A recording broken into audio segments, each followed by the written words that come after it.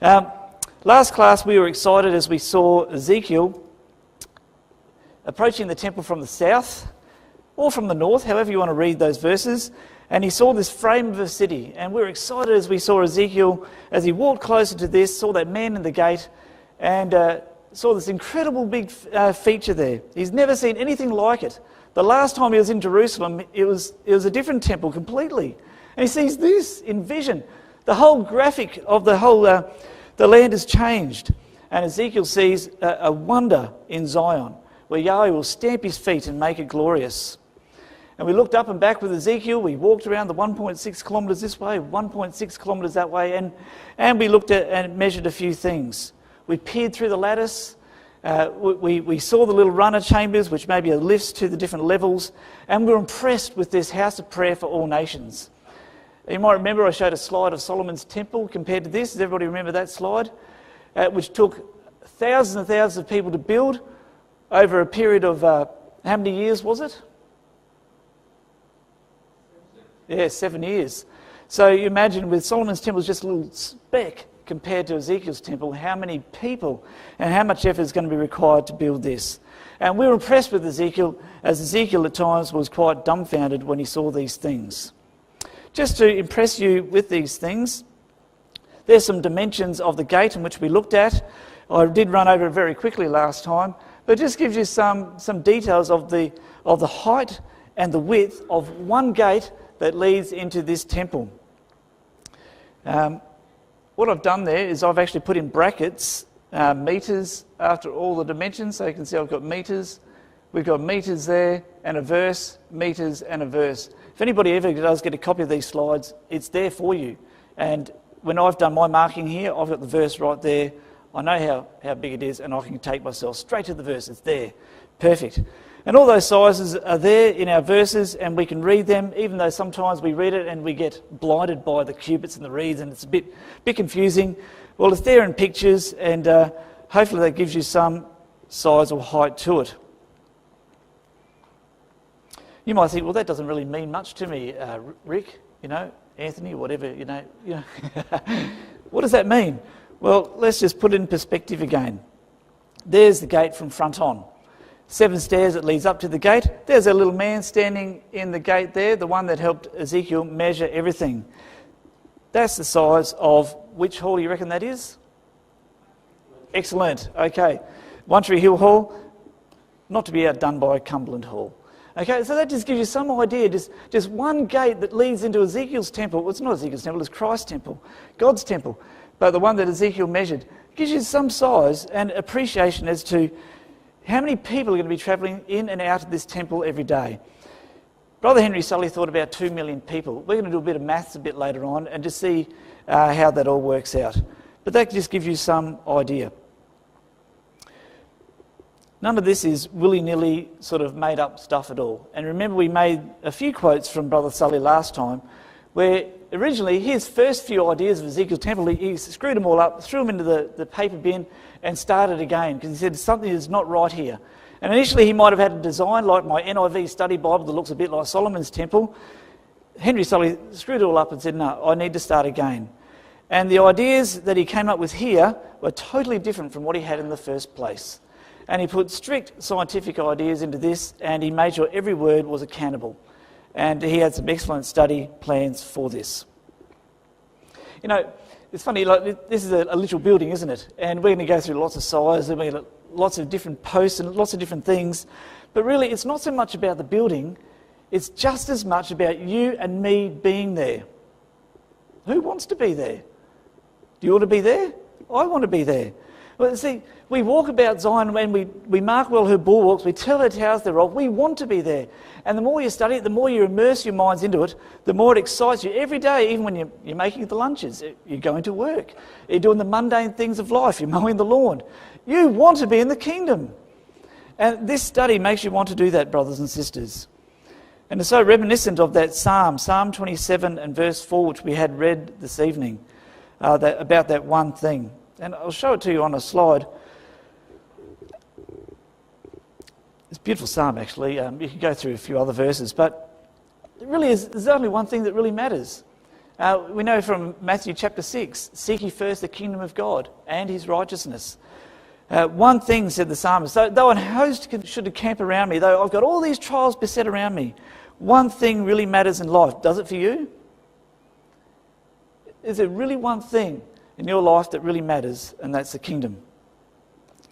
It's a consistent theme, brothers and sisters. Philippians 3 and verse 13. Brethren, I count not myself to have apprehended, but there's one thing I do, forgetting those things which are behind and reaching forth unto those things which are before.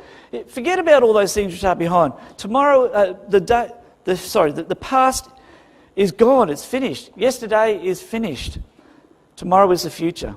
One thing I do that I might apprehend that. I don't have it now, but I want it. It's one thing. It's also Mark 10 and verse 21. The person said to Jesus Christ, what must I do to inherit eternal life? And he said, I've done all these things. I love my mum and my dad.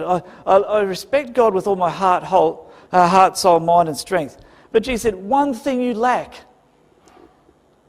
Sell everything you have and give to the poor. One thing.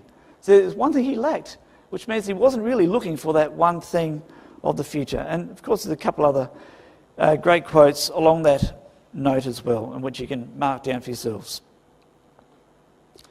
We're going to take our focus to verse 12 to start off with in Ezekiel chapter 40.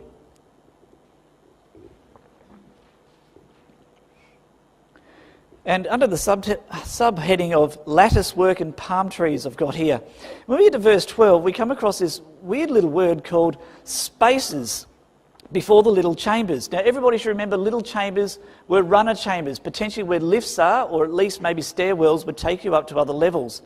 But he says in verse 12, there's actually a space before those chambers. Let me show you what we're talking about here. As you walk through the gate up those 7 stairs, and you walk through this gate here, and you've got post, you've got post, you've got post, you've got post, then you've got a porch. In between each post is a little chamber, little chamber, little chamber, little chamber on either side. Verse 12 actually says there's a space before those little chambers of 1 cubit. What is that? We believe that space is the same idea as verse 16, where it says, and there were narrow windows to the little chambers. When it says narrow windows in verse 16, Rotherham translates it lattice work. Lattice work. Latticed windows, Rotherham actually says. And it seems to indicate that in front of these little chambers is this 1 cubit, which is about this thick. So I don't know if anybody's got a pergola at home. You have lattice work maybe on your pergola with vines growing on it. Usually lattice work are only about 1 inch thick. There's quite a big thick piece of, not brick, it's stone, isn't it? So that's quite big, isn't it? So in that section there, those little chambers, which are 6 cubits wide, and we've actually, we did it once in Ecclesia, we actually spread out 6 cubits wide and broad, and we fit about 70 people inside it. So if it's a lift, you could almost fit 70 people in it. But in front of it, there's this little cubit there, blocking entrance to get into it. Why? Why would that be? Has anybody got any idea why there'd be something blocking access to what potentially could be a lift to the other stories? Uncle John, you can't answer this. Any logical reason why you wouldn't have access to a lift in the gate?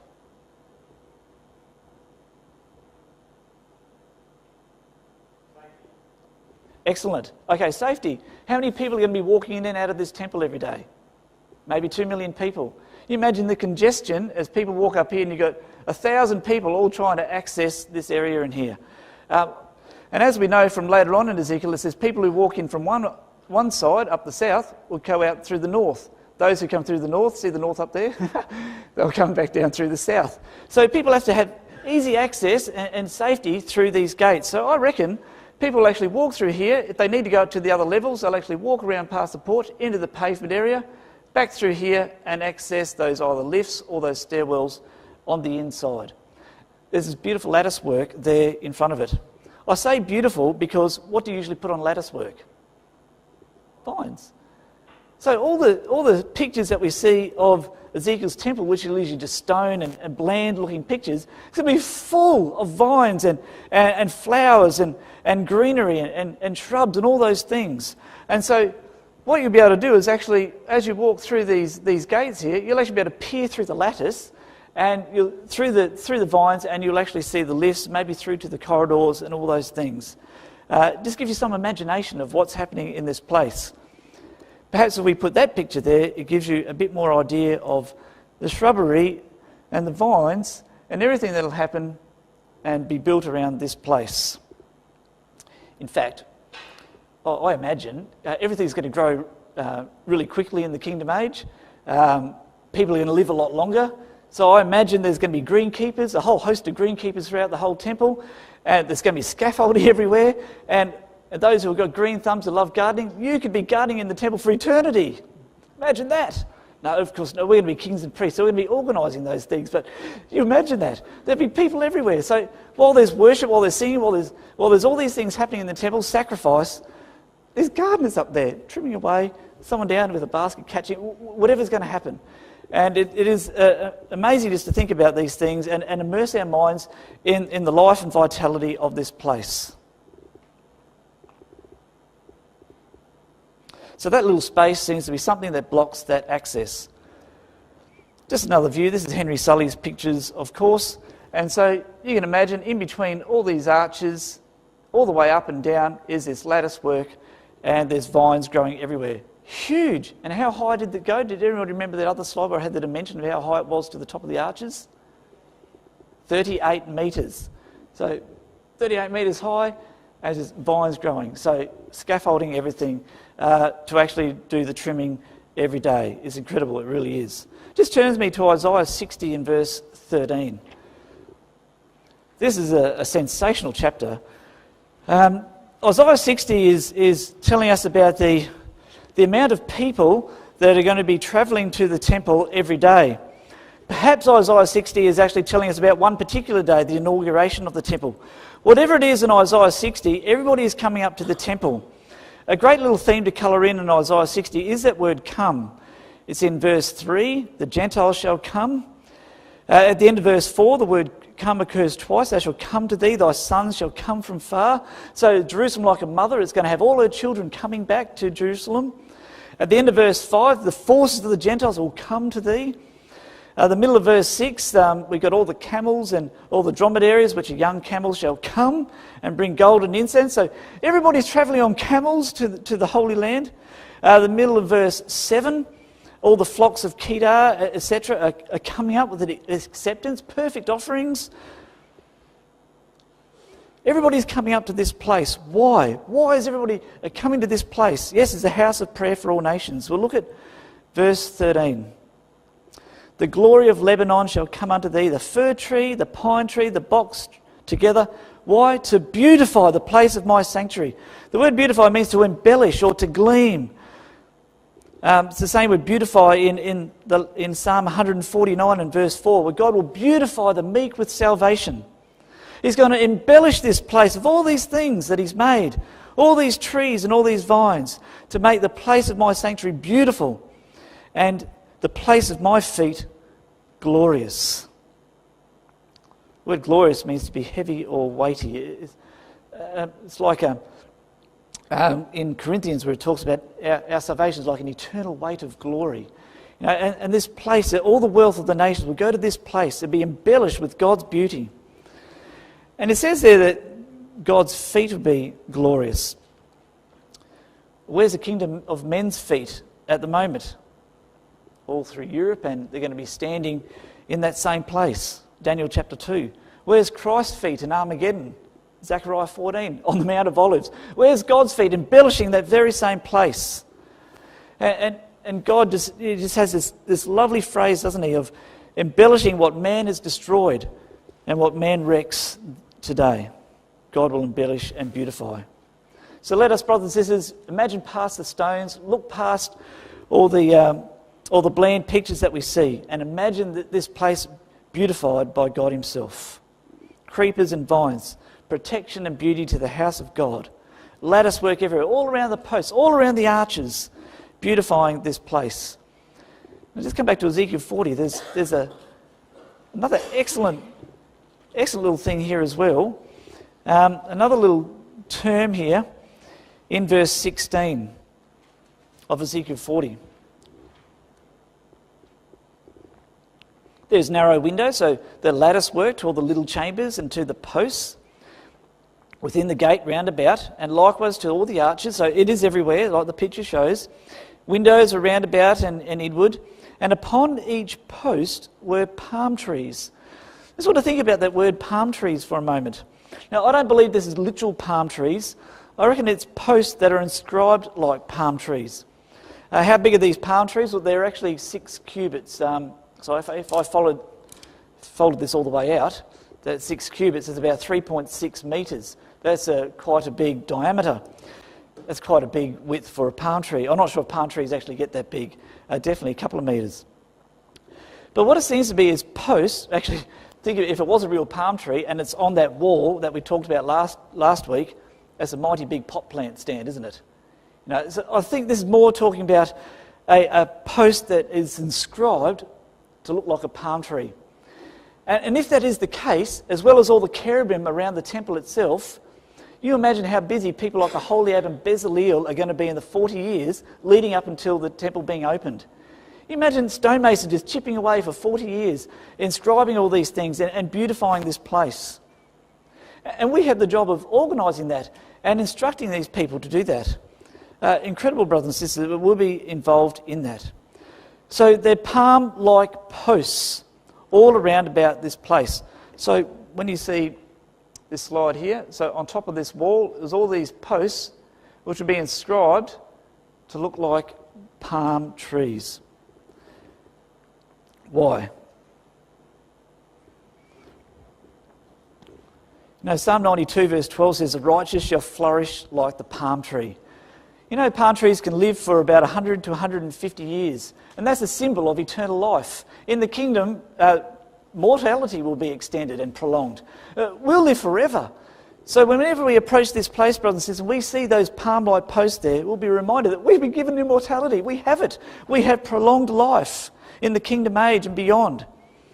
And palm trees are strong and stable. No matter how hard the wind blows, the palm trees, they're built to stay upright.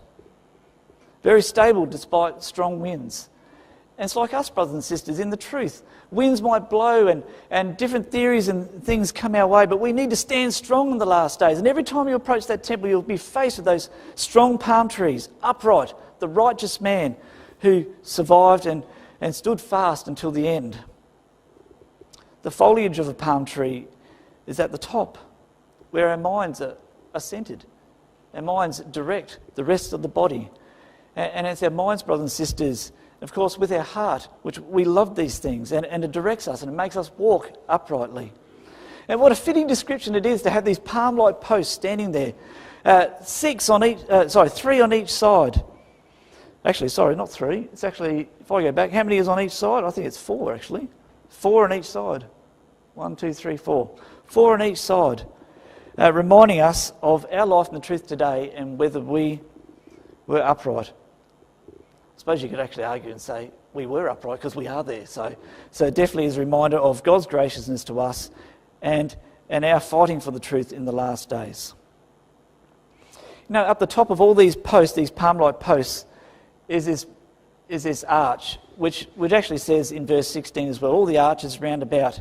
Every post is connected by an arch. Why? It gives it strength. So from an architect point of view, you need strength. You need gussets or you need something to actually make this stronger.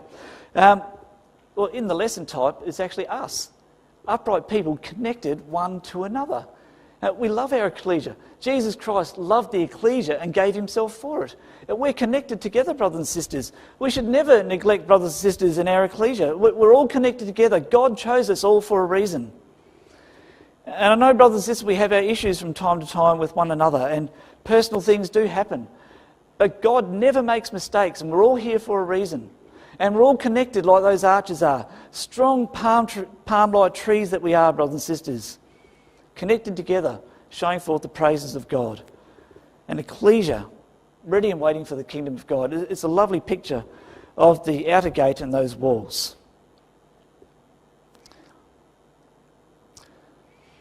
So the question is, how many gates were there? Do you reckon there's only one gate per side, or do you reckon there's a bit more than that? Anybody have a stab? How many gates do you reckon there were? 4 gates. Okay, that's a good stab. Try a little bit more. Did I say tonight? Did I say 9? Okay, if I said 9, then I reckon there's either 9 or 11 on each side. Okay, and I'll prove that in a minute. Okay, I thought I said that last class actually. You're listening to it, yeah, so you actually heard it, so there you go, excellent.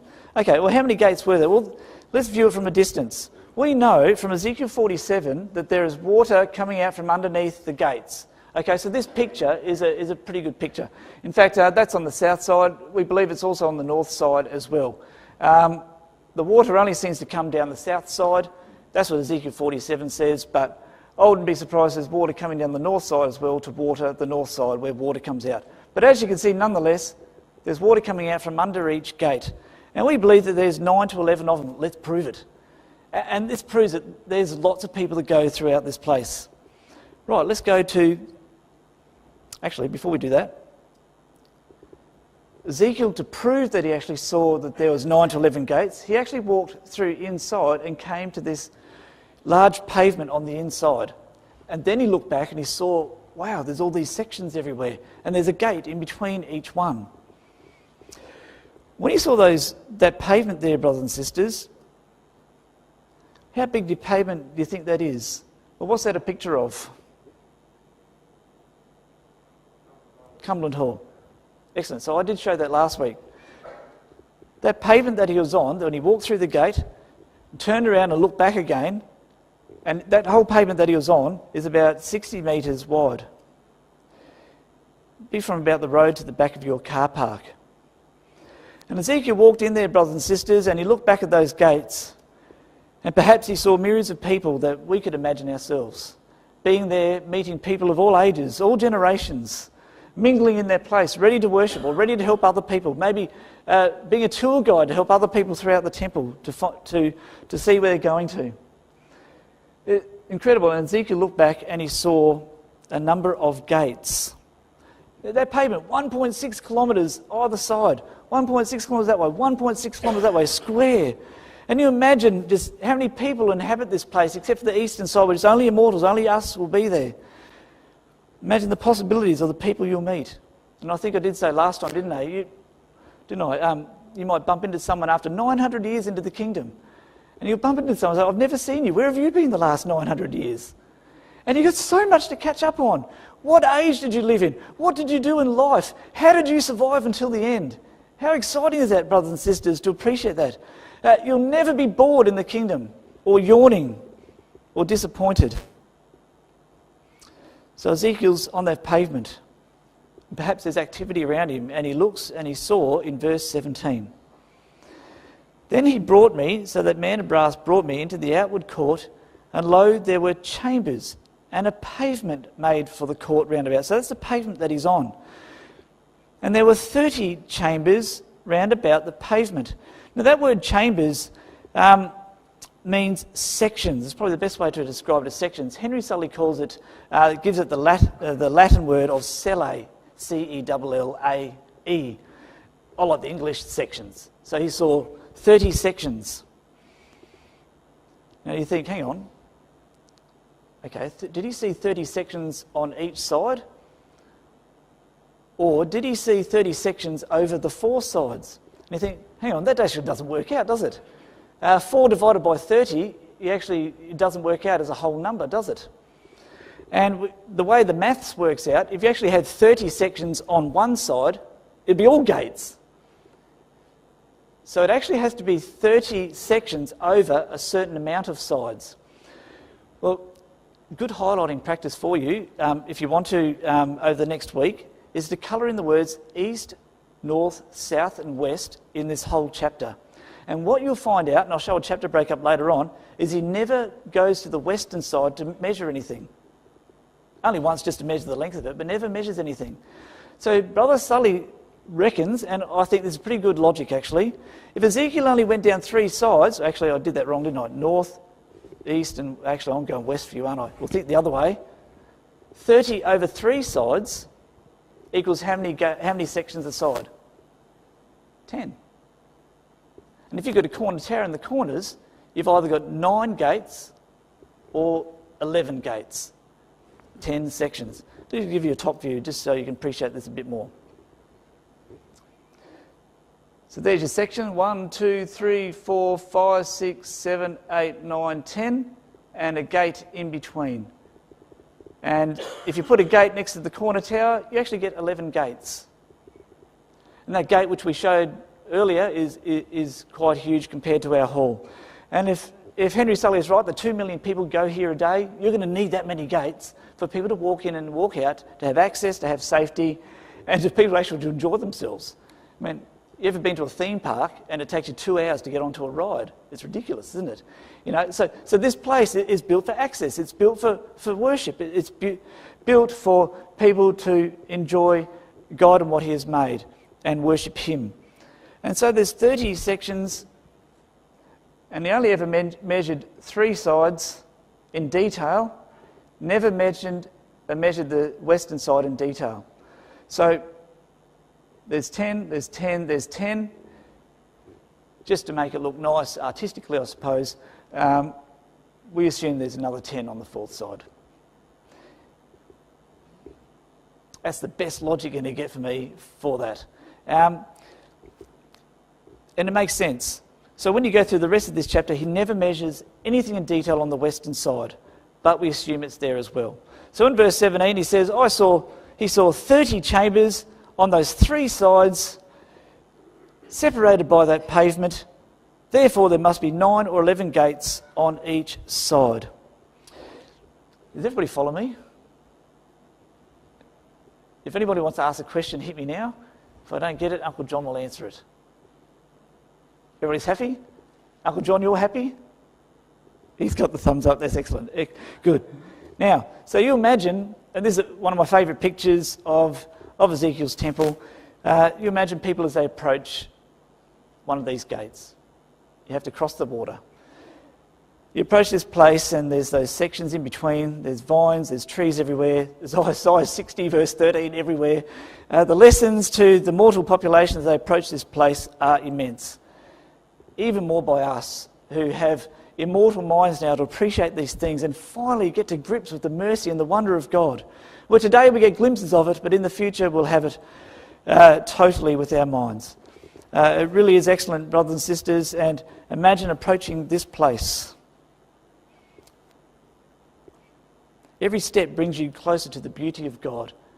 And God, who wants to beautify the meek with salvation, He stamped it with His own beauty, and we'll appreciate this place.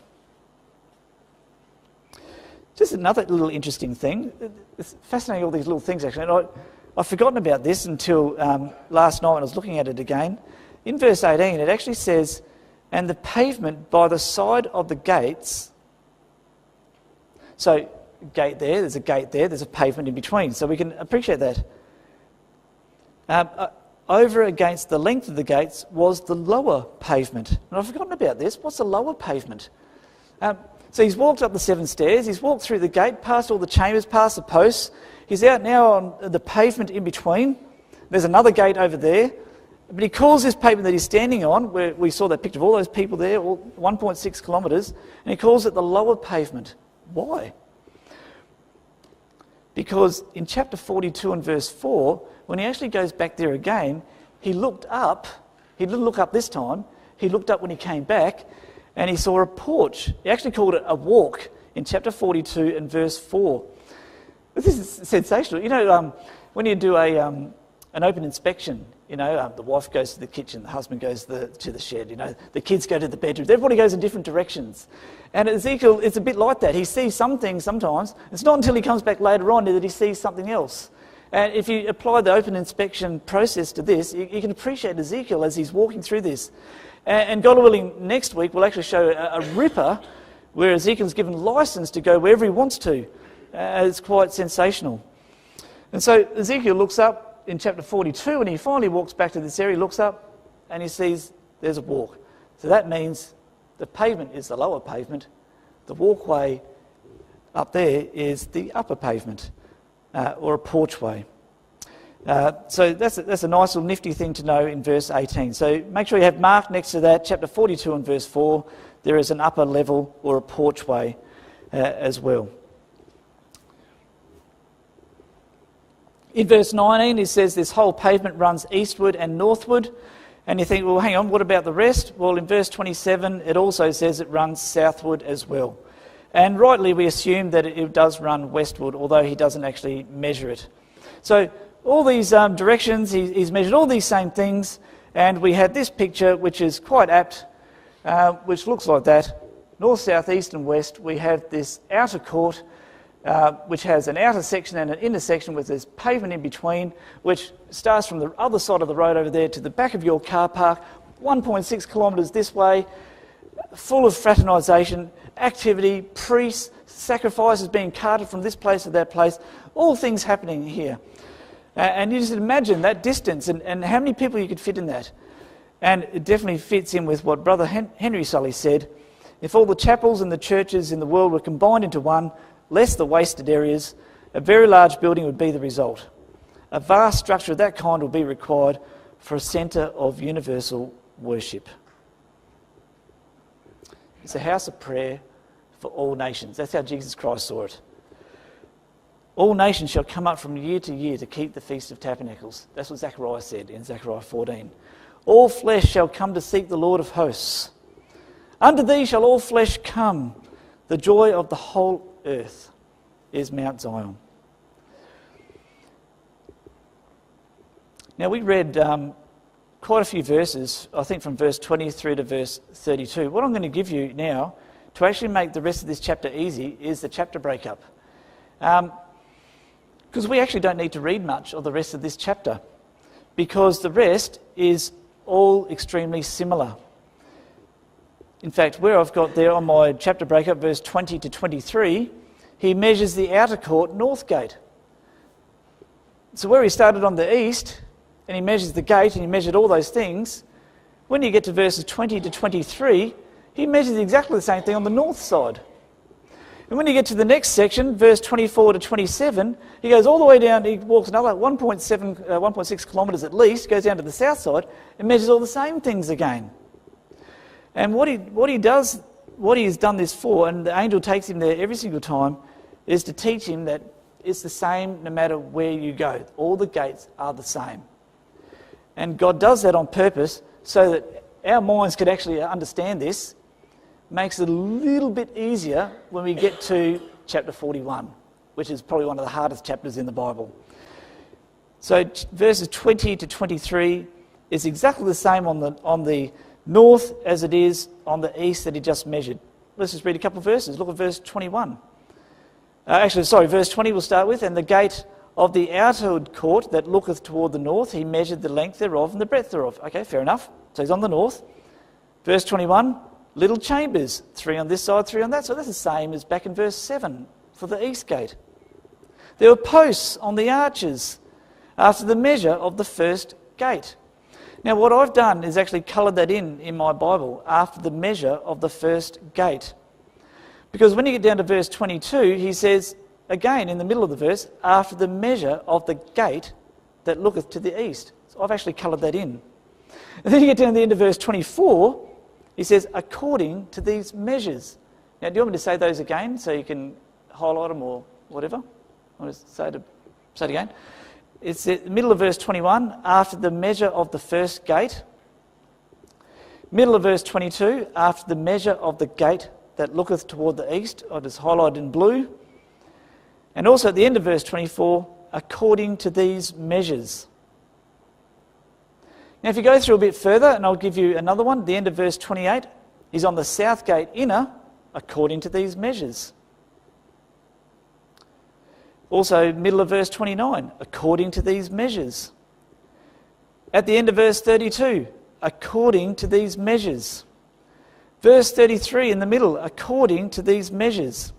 And finally in verse 35, and he's finally at the north gate inside, according to these measures.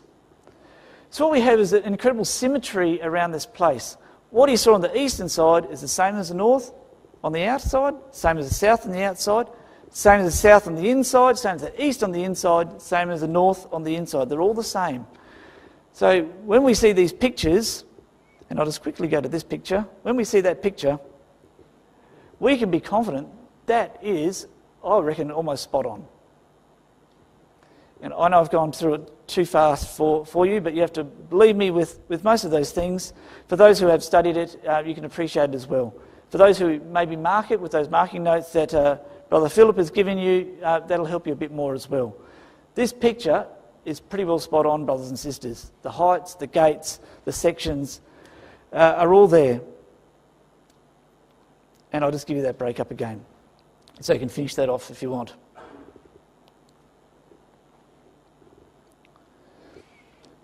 Just to prove a little bit more, in verse 23 it says, "And the gate of the inner court was over against the gate toward the north and toward the east." Now, what's he mean by the inner court? Now I'll just go back to this picture again. So what he's saying is, the first gate that he measured was one of these on the eastern side on the outside. Then he measured one on the north side on the outside. Then he goes all the way around here, measures one on the south side on the outside. But as verse 23 says, there's actually a gate across the pavement exactly the same on the inside. Then he goes to the east inside. Then he goes to the north inside. They're all the same. And so when you read through those, and all you need is a chapter breakup.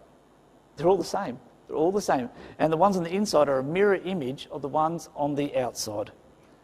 Is everybody okay with that? Okay, good. Excellent. That's good. Now, there's something really interesting when we get to verse 31. There's actually something here that didn't occur anywhere else. You think, what's this there for? At the end of verse 31, when he goes up to one of these inner gates, it says the going up to it had 8 steps at the end of verse 31 there. So how many steps were there leading up to the outside gate? 7, okay? God's complete number, God's covenant number. What it's saying is when he walked up those steps, went through the gate, walked through the pavement, and as he has approached the mirror image gate on the inside, it says in that verse there are 8 steps leading up to it. There's a really good argument for the fact there's only one extra step leading up to it. Because if you had 8 steps, that makes the extra building, the inside building, even higher, and just mucks up the whole architecture of it. For those who are architects, maybe it doesn't because you can work your way around it.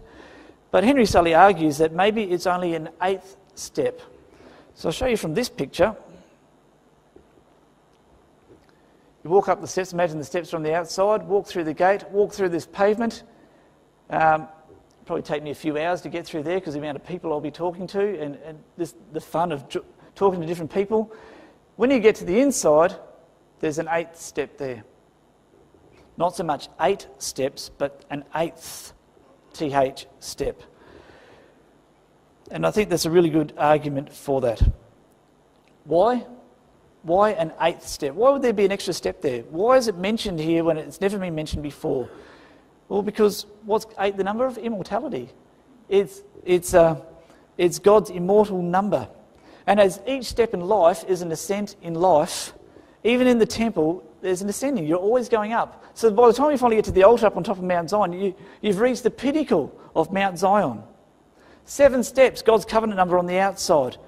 But when you cross the pavement, you're entering the realm of immortality. Mortals can still go past there. But it's a reminder that you're getting close to the most holy. Here's an 8th step. 8, the number of immortality. And for a mortal person, it'll give them the shivers up the spine. We're approaching the immortal people where worship is, where the singers are.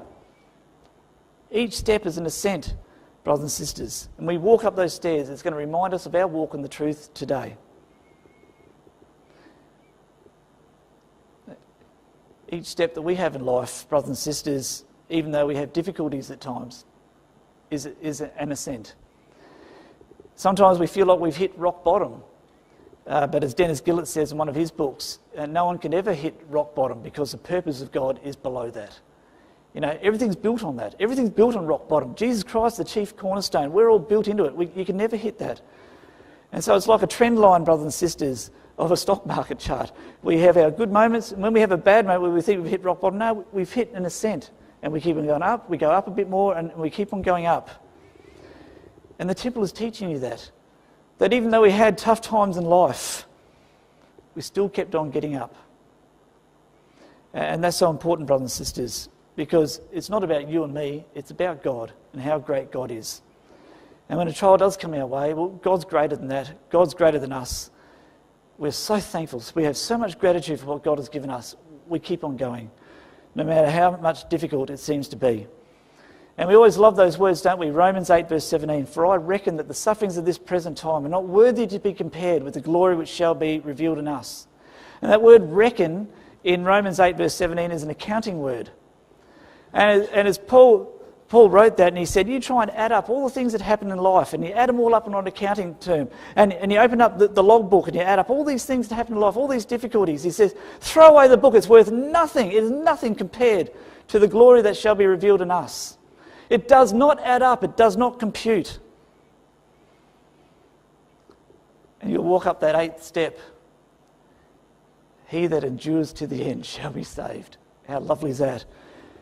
And we'll be reminded of all those things. 8, the number of resurrection, immortality, new beginnings, circumcision, new life. And once you pass that row of buildings, you enter the temple. The temple is round. What's a circle? No end and no beginning. It speaks of immortality as well. It's just lovely, brothers and sisters, that God has placed all these spiritual lessons in there for us to appreciate. So while we might get stuck with cubits and reeds and whatever and steps, there's so much more to that as well.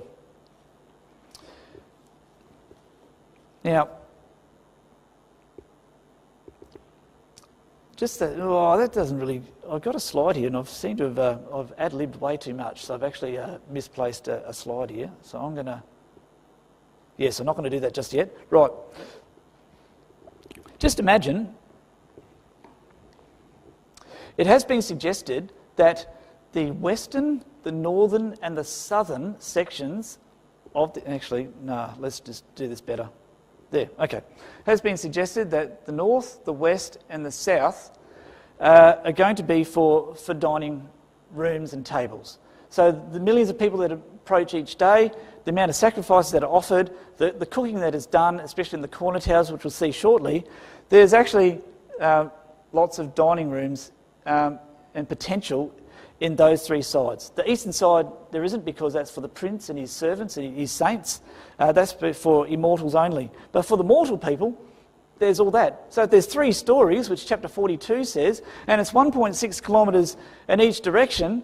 3 times 1.6 times 2 plus times 3, because you've got 3 stories, gives you, if you quick at your mathematics, about 19 kilometres of dining tables. How far is it from Cumberland Hall to the middle of the city? 6.5. So, okay, so you travel to the city, you come back again, go back to the city again. There's so many dining tables. It's possible, and it has been suggested that. And we've all been to a wedding reception, and usually it's a largish hall to fit in 150, 200 people. It's obviously going to fit in millions, isn't it? There's so much scope for that to happen. Here's another interesting fact. If all those little chambers in each one of those gates are lifts, there would actually be 528 lifts in the whole place. So you think of that, 528. How are they going to be operated? Is it done by water, Is it done by spirit power? Oh, I don't know. It's quite fascinating. Do you have to push a button? Do you have to say, up please? I don't know how it works, but it's quite fascinating to think of all these different things. Right, let's move on. Now, what I've got here in this next slide, just to finish off some of these dimensions for you. We know that from the face of the gate to the inside, not including the porch, is 40 cubits. All the way to the end of the porch was 50. We know that the pavement from the face of one gate to the face of the other, not including the porch, those dimensions are given, is 100 cubits. We know that the other gate is 40 cubits as well, and I've got the verses there for you. How much does that add up to? 180. Excellent. Okay, remember that figure. Okay, 180. Okay, got it? There's your answer. Right, that's 120 metres. Right, what's this a picture of? Now, I was told last time that not many people knew One Tree Hill, so I've given you a few more One Tree Hill pictures. That's just so you can familiarise yourself with One Tree Hill. That's our hall there, right there on Blacktop Road. Okay, so those who have been there, yeah, that's our hall. We've got two halls. We meet in that section there. That's another section which we use for fraternal gatherings and Sunday school. Right. That is the temple. That's how big it is compared to One Tree Hill. Okay, so you thought the first bit was, oh, it's not that big. No, it's actually bigger than that. Okay, let's go a little bit. So that gives you some idea of how big that section is compared to One Tree Hill. Okay? What's that a picture of? Heritage. Excellent. Who's been to Heritage? Everybody's been to Heritage. So this makes it a little bit easier. Okay? Well, we don't have that extra building over there, so they haven't mapped that one out yet. Okay, so that's the outer court compared to that. So next time you're at Heritage, just imagine that most of Heritage College is the outer court. Go a bit more. So there's your corner tower, the outer court, all over that. There's one little corner is Heritage College compared to that. How many children in Heritage College? 350 maybe? Teachers, another 20 odd? Okay, so you get some idea that millions of people are going to inhabit this place. Let's just give you some more dimensions because I know how much you love them. Actually, no, I'm not going to do that. Who saw that? You didn't see it. Okay, come with me to chapter 46.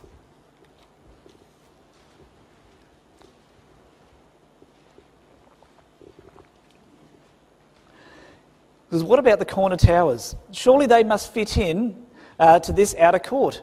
Well, they do, and they fit in perfectly. In verse 22 of chapter 46, it says, in the four corners of the court, so this outer court, in the four corners of this court, so it proves it's a square, so that is right, we know that's right. It says, there are these courts joined of 40 cubits long, 30 broad.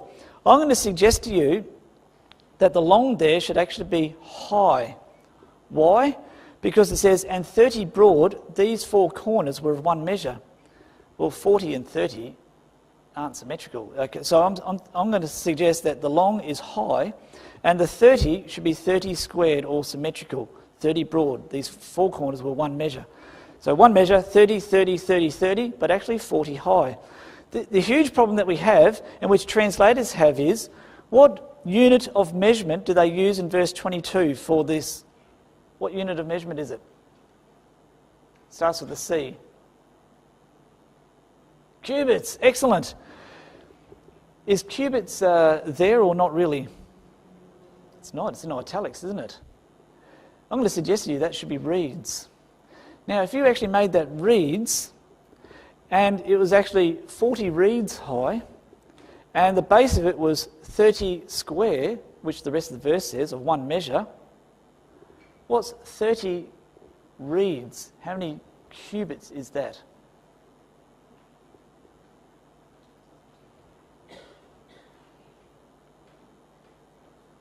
Someone said 180. Excellent. I heard it.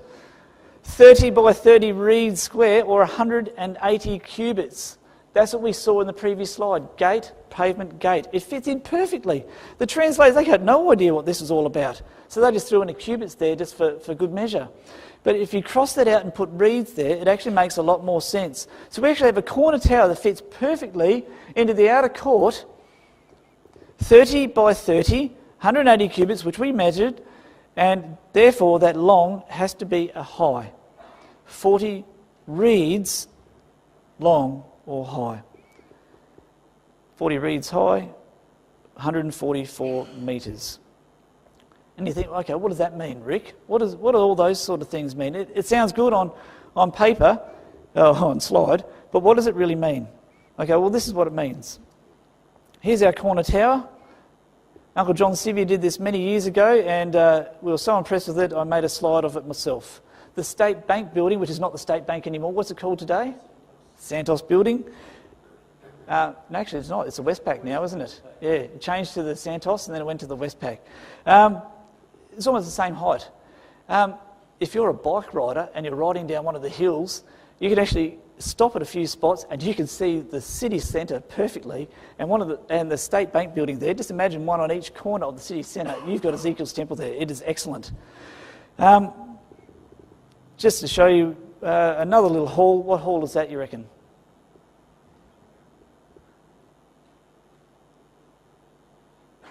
Golden Grove Hall. Okay, so this just gives you some idea of the size of this. Give you another one. Modbury Hospital is that one. One Tree Hill Hall. Cumberland Hall. Forreston Hall. Okay, just give you some idea of the size of this. So when it's a house of prayer for all nations, this gives you an idea. Now, what's this a picture of? Yeah, okay, and when you're down the bottom from Darling Harbour looking up there, those people up there look like little ants, don't they? It's a long way away. So when you zoom back a little bit further and you see Sydney Harbour like that, and that boat there is a huge boat. When it came up alongside us, it's huge, it's monstrous. The corner tower, doesn't matter whether it's low tide or high tide, it comes up to about that high. And that just gives you some idea of the cooking that's going to happen in this place. So verse 24 says, he said unto me, these are the places of them that boil. The word boil means to bake, to roast, and to seethe. Where the ministers of the house shall boil the sacrifice of the people. 4 huge corner towers to do that. And they fit in perfectly to everything else. All flesh will be compelled to come to this place.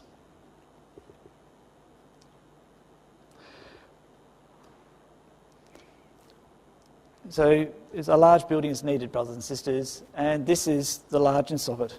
When you read all these quotes in Scripture, everybody's looking forward to it. All the prophets cried, how long? Zechariah as well. Oh, this will be the place where I'll make the place of my feet glorious. Beautiful for situation, the joy of the whole earth. All nations bring their wealth here. You know, all nations, everybody brings their wealth to this place. It has to be large. All nations come here to keep the Feast of Tabernacles. Unto thee shall all flesh come.